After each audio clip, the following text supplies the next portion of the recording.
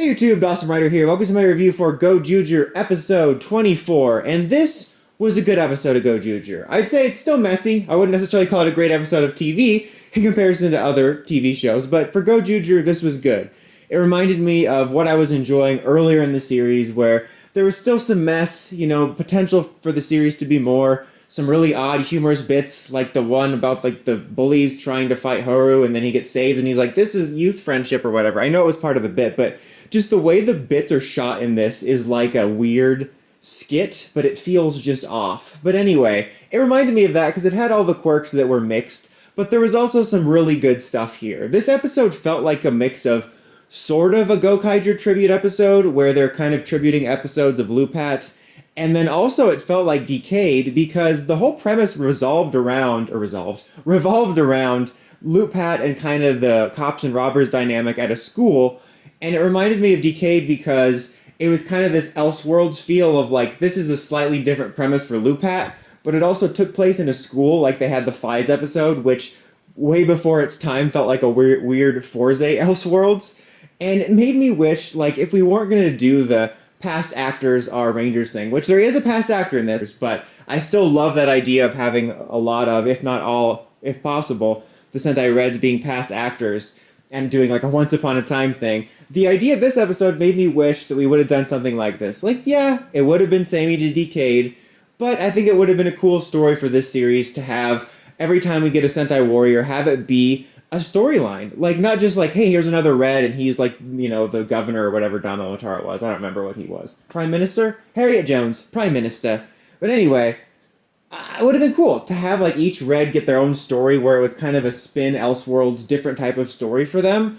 Kind of like the way Decade felt, because that was kind of cool about Decade is the Elseworlds of, I keep saying Elseworlds so much, I'm sorry, but the different universe, the Decade universe versions were either something of a mix that was kind of inspired by the main series, like Agito had a different spin on it, but with some similarities. Kuga was basically like a gender swap for the detective, but then you had some wildly divergent ones like Fies, and I think that would have been fun. In this episode, I had a lot of fun with that, having this weird cops and robbers dynamic where they're investigating the situation at a school where the No.1's basically stealing people's youth by having them want to spend time at school. And I loved the message of this, where my favorite Gozyuger's message was, you don't want to waste your youth at school. I'm like, I agree. School is a waste of your youth and time. And I thought that was oddly enough a kind of odd message for Gozyuger, or for Sentai, just because it's usually, meant to inspire like cliche kids messages. But the gist was kind of like, you don't want to waste all your time on that. You need to make time for good things. But I liked that.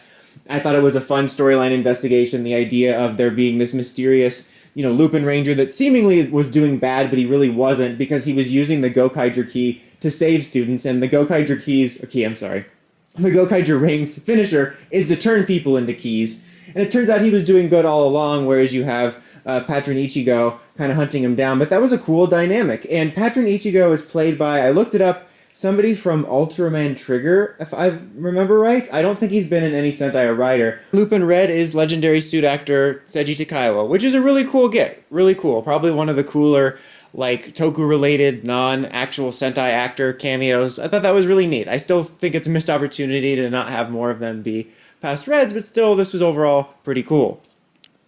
Yeah, I had a lot of fun with this. There was some cool action in this, lots of great fight scenes at the end with the Lupat Rangers, with the Goju Wolf suit. I really liked the way that the black armor looked on a female Mega Red. Same thing with, I think it was Changeman, I want to say, that Green used. I really liked the way those looked, and it makes me wish that the Action Hero line had included swappable armors, like I've said before, and you could put them on the past Reds. In fact, if we did...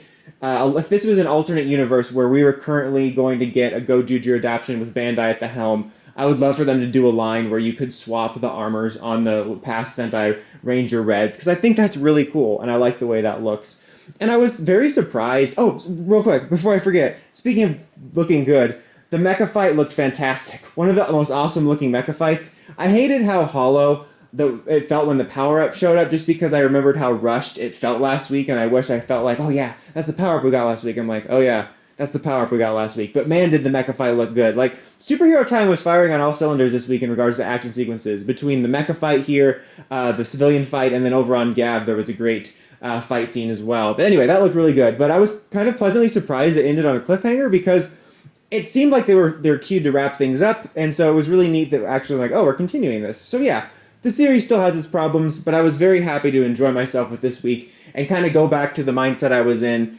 the earlier episodes where I'm like, yeah, I wish this was better. This is a little bit weird, but this was fun. So yeah, overall, great episode. I hope we continue to have more like this. I will say, hate to repeat myself, I did forget about Goju Polar existing until he stumbled upon the scene again. I really hope next year, a little too early to be talking about next year's Sentai, but I want a Sixth Ranger that just immediately becomes a part of the group. I don't mean at the beginning of the series, but I don't want any of this like lone wolf stuff next year. I want a Ranger that feels like a part of the main cast and not an extra. It feels like old school Saban ones where Zane's like, I have to go live with the Kandorians. The Kandorians. What were they called? The KO-35ians. I forget what their species name. Do they have a species name? I don't know. Anyway, until next time, guys, let me know what you thought of the episode in the comments as always. Until next time, Dawson Ryder, signing out.